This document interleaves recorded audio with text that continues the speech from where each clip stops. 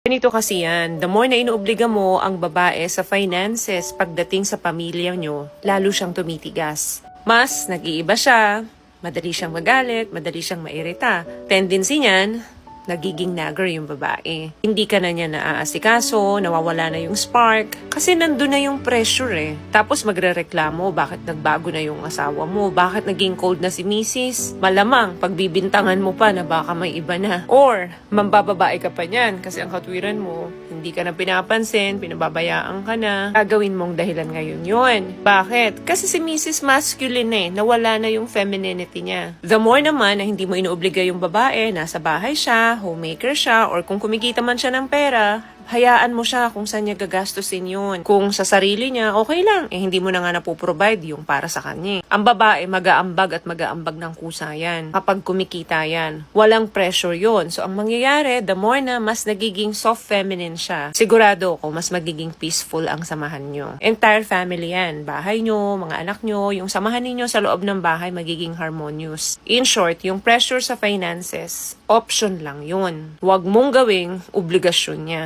para mas ma-embrace niya yung emotional nurturer niya. Pag ganun, mas magiging tahimik yung pagsasama nyo. Bihirang-bihira katanggihan yan kasi walang pressure.